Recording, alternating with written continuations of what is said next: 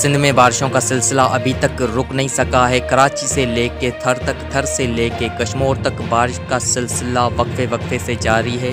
नंगर पार कर इस्लाम कोट डिगरी पानी की लपेट में आ गए, जहाँ पे रोड रास्ते सिर्फ पानी ही पानी है, जहाँ पे सैलाबी सूरत हाल हो चुकी है। उसके अलावा थर के काफ़ी इलाकों में भी जो है शदीद बारिश हुई है। उसके अलावा सिंध में भी काफ़ी इलाकों में, काफ़ी शहरों में जो है सैलाबी सूरत हाल हो चुकी है। रोड रास्ते पानी ही पानी हो चुके हैं। ज़ोरदार बारिशों का सिलसिला जारी है। शहर के शहर जो हैं पानी की लपेट में आ चुके हैं। रोड रास्ते जो है पानी से भर चुके हैं। उसके अलावा गाँव में भी खेत, ज़मीनें और पटड़ियाँ जो है पानी ही पानी हो चुकी है। लेकिन ये सिस्टम अभी तक कमज़ोर नहीं हुआ है। ये सिस्टम उतना ही मजबूत है जितना पहले था।